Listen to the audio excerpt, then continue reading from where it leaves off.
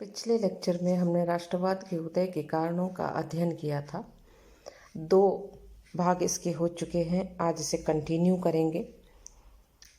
8वां point आता है कर विरोधी आंदोलन। 1859 से 1875 ईस्वी के मध्य भारतीयों के अनेक कर विरोधी आंदोलन ने राष्ट्रीयता के विकास में योगदान दिया। सरकारी खर्च को पूरा करने के लिए 1859 ईस्वी में ब्रिटिश सरकार की तरफ से व्यापार, वकालत, डॉक्टरी जैसा पेशा करने वाले लोगों पर लाइसेंस टैक्स का प्रस्ताव पेश किया गया। इस विधेयक का गैर सरकारी अंग्रेजों तथा भारतीयों ने मिलकर जोरदार विरोध किया।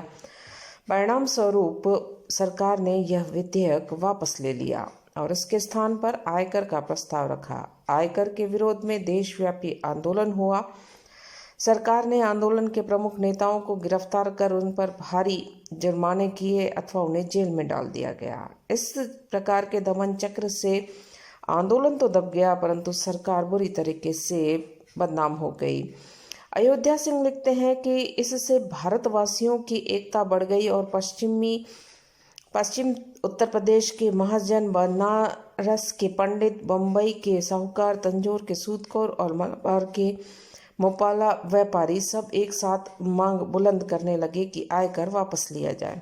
आयकर विरोधी आंदोलन ने ब्रिटिश भारत को, देशी जाति को एकता का एक साधारण बिंदु दे दिया। ऐसा पूर्व में कभी भारत के इतिहास में नहीं हो पाया था।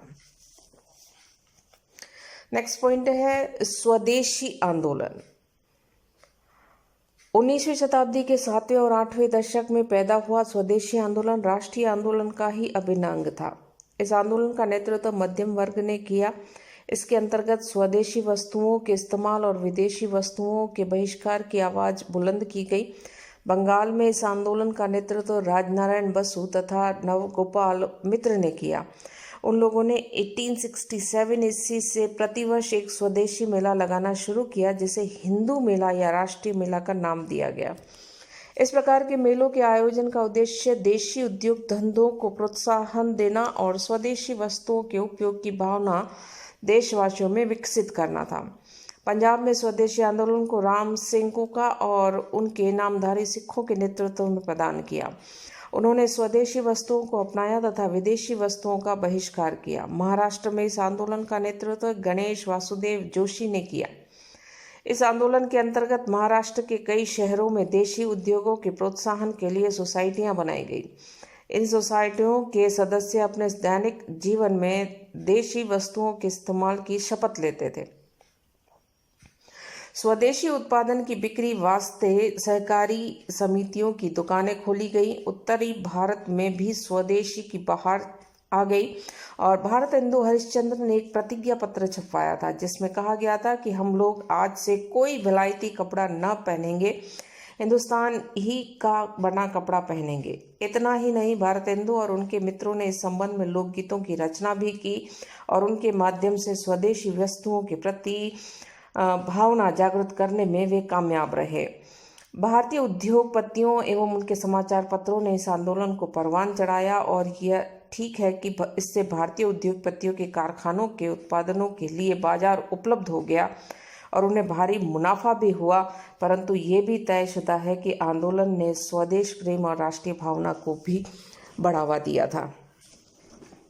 नेक्स्ट पॉइंट है सिविल सर्विस आंदोलन। भारत में ब्रिटिश शासन का दायित्व इंडियन सिविल सर्विस में उत्तीर्ण अधिकारियों पर टिका था। इसलिए भारत में ब्रिटिश साम्राज्यवादियों ने भारतीयों को इससे दूर रखने की नीति ब्रिटिश साम्राज्यवादियों ने अपनाई थी। यद्यपि 1858 की महारानी की घोषणा और 1861 के इंडियन सिविल सर्विस एक्ट में आश्वासन दिया गया था कि किसी भी पद पर नियुक्ति में अंग्रेजों और भारतीयों के बीच कोई भेदभाव नहीं किया जाएगा। भारतीयों के लिए सिविल सर्विस के दरवाजे खोल दिए गए, परंतु सावधानी ये बरती गई कि किसी भी तरीके से उनका प्रवेश न हो पाए। 1861 में यह व्यवस्था की गई कि कोई भी भारतीय 22 वर्ष की आयु सीमा तक लंदन जाकर सिविल सर्विस की प्रतियोगिता परीक्षा में बैठ सकता है। आम भारतीय के लिए लंदन जाना ही संभव न था और फिर परीक्षा का माध्यम अंग्रेजी भाषा। अतः लंदन के साथ ही कलकत्ता, बम्बई और मद्रास में भी परीक्षा केंद्र स्थापित करने की मांग उठी, परंतु सरकार ने इस मांग को ठुकरा दिया। 1863 में एक आश्चर्यजनक घटना घटित हुई और सत्येंद्रनाथ ठाकुर ने लंदन जाकर परीक्षा उत्तीर्ण कर ली। एक भारतीय का सिविल सर्विस परीक्षा में उत्तीर्ण होना अंग्रेज घबरा गए और उन्होंने फिर नीति में परिवर्तन किया और 1866 में आयु सीमा को घटाकर 21 वर्ष कर दी गई और भारतीयों के लिए परीक्षा पास करना और भी ज़्यादा कठिन हो गया। लेकिन 1869 में सुरेंद्रनाथ बैनर्जी सहित 4 भारतीयों ने परीक्षा में सफलता अर्जित कर ली। अतः ब्रिटिश सरकार ने घबराहट थी और 1877 ईस्वी में परीक्षा देने की आयु और भी कम कर दी गई और घटाकर 21 से 19 वर्ष कर दी गई।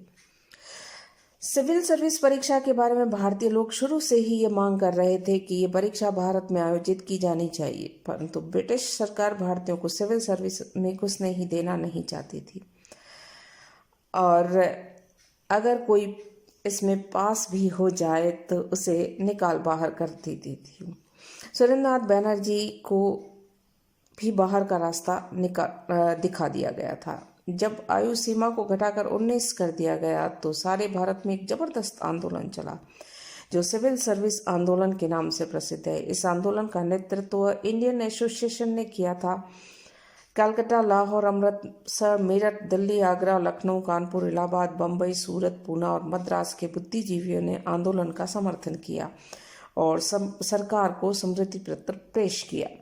अयोध्या सिंह ने लिखा है कि इसका उद्देश्य भारत की जनता में एकल और संहति की भावना को जन्म देना था। इसने दिखा दिया कि जाति, भाषा, धर्म आदि के भेदों के उपरांत भारतवासी आम राजनीतिक उद्देश्यों की सिद्धि के लिए एक साथ मिल सकते हैं और एक साथ हो सकते हैं। नेक्स्ट 11th पॉइंट है स्थानीय स्वायत्त शासन का प्रश्न। स्थानीय स्वायत्त शासन आंदोलन ने भी राष्ट्रीय जागृति में महत्वपूर्ण योगदान दिया। ब्रिटिश शासकों ने भारतीयों से नाना प्रकार के करों की वसूली के उद्देश्य से नगरपालिकाओं की स्थापना की थी। भारतीयों ने शुरू में तो विभिन्न टैक्सों की वजह से इनका विरोध किया और बाद में इन संस्थाओं में घुसने का प्रयास किया ताकि सरकारी नीतियों का विरोध किया जा सके। अतः नगर पालिकाओं के लिए चुनाव की मांग की गई और ये मांग सारे देश में होने लगी। 1870 के बाद बहुत सी नगर पालिकाओं में चुनाव का सिद्धांत आंशिक तौर पर मान लिया गया और इसका दूरगामी परिणाम यह निकला कि अब संवैधानिक सभाओं में गैर सरकारी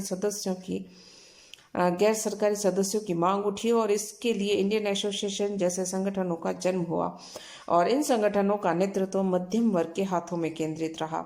इससे भारतीय राजनीति में जमींदार और सामंतों का वर्ग पिछड़ गया और मध्यम वर्ग आगे निकला। इसी मध्यम वर्ग ने राष्ट्रीय आंदोलन को आगे बढ़ाने का काम किया था। 12th पॉइंट है राजनीतिक एवं प्रशासनिक एकता। ब्रिटिश शासन की स्थापना के पूर्व भारत अनेक छोटे बड़े राज्यों में विभाजित था। अंग्रेजों के पूर्व मुगल शासकों ने भारत को एक राजनीतिक सूत्र में संगठित करने का प्रयत्न किया था, किंतु इसमें उन्हें पर्याप्त सफलता नहीं मिली। मुगल साम्राज्य के पतन के बाद राजनीतिक दृष्टि से भारतवर्ष कई भागों में विभक्त हो चुका था। अंग्रेजों ने भारत की राजनीतिक स्थिति का लाभ उठाकर देशी राजाओं, महाराजाओं, नवाबों आदि को परास्त कर कश्मीर से कन्याकुमारी तक और कामरूप से बलोचिस्तान तक संपूर्ण भारत को अंग्रेजी शासन के अधीनस्थ एक राजनीतिक सूत्र में बांधा। संपूर्ण ब्रिटिश भारत में एक समान प्रशासनिक व्यवस्था स्थापित हो गई। संचार व यातायात के आधुनिक माध्यमों, तार, रेल सेवा व्यवस्था, सड़कों का विकास, मोटर परिवहन की व्यवस्था आदि से देश में एकता स्थापित हुई। इन नई राजनीतिक एवं प्रशासनिक एकता के फलस्वरूप सामान्यतः राष्ट्रीयता की भावना का विकास हुआ और इसीलिए कंपनी के शासनकाल के कारण इसकी नींव स्थापित हुई, जिसके कारण भारत में वैधानिक विकास और राष्ट्रीय आंदोलन का सूत्रपात हुआ। अन्यथा वह भारत में एक कल्पना ही बनी रहती, ऐसा कहा गया।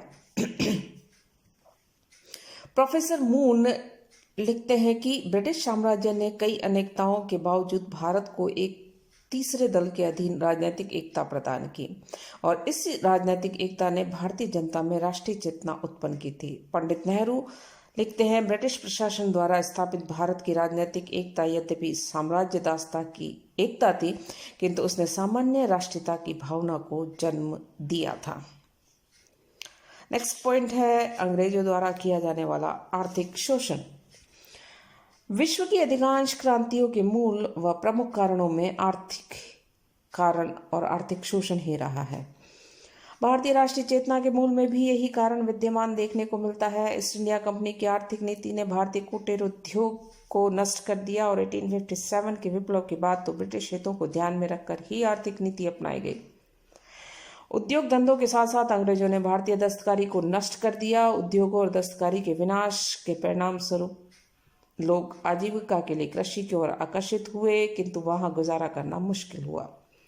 जमींदारी प्रथा, भू लगान संबंधी नए नियमों तथा कृषि की परंपरागत दुर्बलताओं के कारण कृषि का विनाश भी आरंभ हो गया और ब्रिटिश सरकार ने कृषि की उन्नति की ओर तनिक भी ध्यान नहीं दिया। दुर्भिक्ष, बाढ़ जैसी प्राकृतिक आपदाओं से किसानों की स्थिति अत्यधिक दयनीय व शोचनीय हो गई। 1857 के बाद अंग्रेजों की शोषण नीति के तरीके बदल गए। अब तैयार माल के स्थान पर कच्चा माल भारत में इंग्लैंड से लाया जाने लगा और भारत से जो तैयार माल इंग्लैंड को भेजा जाता था उस पर भारी कर लगा दिया गया। इंग्लैंड में वो आसानी से बिक न पाए इसलिए। दूसरी तरफ इंग्लैंड से आने वाले तैयार माल पर नाम मात्र का महसूल वसूल किया जाने लगा। बाहर से आने वाले विदेशी माल हर तरह से सहूलियत दी गई। इस प्रकार के व्यवहार से भारत का हस्त उद्योग नष्ट हो गया। हॉरेस विल्सन ने लिखा है, पेल्सी और मैनचेस्टर के कारखाने भारत के हस्त उद्योगों का बलिदान करके बनाए गए। अंग्रेजों की आर्थिक नीति भारत के लिए विनाशकारी सिद्ध हुई और भारत का धन विदेशों को जाने लगा। देश में भयंकर बेकारी फैल गई, निर्धनता बढ़ने लगी। सर विलियम डर्बी ने भारत की आर्थिक दशा के संबंध में लिखा है कि करीब 10 करोड़ मनुष्य भारत में ऐसे हैं जिन्हें किसी समय भी पेट भर अन्न नहीं मिल सकता। ऐसे पतन का दूसरा दृष्टांत इस समय की किसी सभ्य और उन्नतिशील देश में कहीं पर भी दिखाई नहीं देता। उनके इस कथन की पुष्टि ड्यूक ऑफ आरागेल ने अपने शब्दों में की है कि भारत की जनता में दरिद्रता है, रहन सहन का स्तर तेजी से गिरता जा रहा है और इसका उदाहरण कहीं नहीं मिलता। भारत हिंदू ने अपनी कविता के माध्यम से भारत की दुर्दशा को पेश किया। अंग्रेज राज सुख साज सजे महाभारी, पे धन विदेशी चली जाए यह है दुख भारी। भारतीय शिक्षित वर्ग को बेकारी का सामना करना पड़ रहा था और जिससे उनके हृदय में ब्रिटिश शासन के प्रति घृणा की भावना विकसित होने लगी थी। D.E. वाचा लिखते हैं कि भारतीयों की आर्थिक स्थिति ब्रिटिश शासनकाल में अधिक बिगड़ी थी। 4 करोड़ भारतीयों को केवल दिन में एक बार खाना खाकर संतुष्ट रहना पड़ता था। इसका एकमात्र कारण यह था कि भारत भूखे किसानों से कर प्राप्त करता था तथा इंग्लैंड अपना माल भेजकर लाभ कमाता था। यातायात के साधनों की अधिक सुगमता होने के कारण भारत का आर्थिक शोषण ने अंतोगत्वा भारतीयों में राजनीतिक चेतना को जागृत कर दिया और राष्ट्रीय आंदोलन में इन्हीं भूखे किसानों की अहम भूमिका रही। नेक्स्ट पॉइंट है यातायात तथा संप्रेषण के साधनों का विकास। अंग्रेजों ने यातायात व संप्रेषण के साधनों, तार, रेल सेवा व्यवस्था, सड़कों का विकास अवश्य किया था, परंतु ऐसा उन्होंने अपने स्वार्थ पूर्ति हेतु किया था। रेल पथ के निर्माण को लें तो रेल पथ की सेवाओं से विशेषकर कच्चे माल को बंदरगाह तक पहुंचाने और आयातित माल को वितरण करने में सहायक सिद्ध हुई। रेल सेवा उपलब्ध कराने का एकमात्र उद्देश्य यह था कि भारत के कोने कोने तक यूरोपियन माल को पहुंचाया जाए और भारत के दूर दराज के इलाकों से कच्चा माल बंदरगाहों तक आसानी से पहुंचाया जा सके। ब्रिटेन के कारखानों की जरूरतों को पूरा किया जा सके। रेल सेवा का विकास अंग्रेज शासकों को और अधिक मजबूती दे गया। यही बात संप्रेषण के साधनों पर भी लागू होती है। इन साधनों के विकास ने भारतीय राष्ट्रीय जागरण में भी सहयोग दिया। भारत का एक विशाल देश है जहाँ भिन्न भिन्न समुदाय व संप्रदायों के लोग रहते हैं। उनका धर्म ही नहीं, उनके स्थानीय रीति रिवाज और बोलचाल की भाषाएं में भी बहुत अंतर होता है।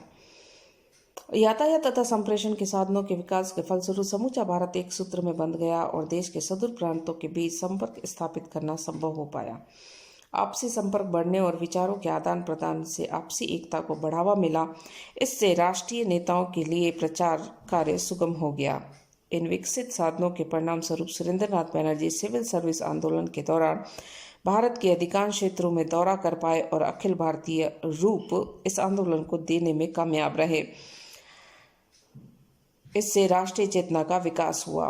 डाक व्यवस्था से राष्ट्रवादियों का एक दूसरे से पत्र व्यवहार करना और राजनीतिक कार्यों के संबंध में विचार विमर्श करना सरल हो गया। फलस्वरूप राष्ट्रीय एकता की भावना के विकास में यातायात तथा संप्रेषण के साधनों का भी महत्वपूर्ण योगदान रहा था।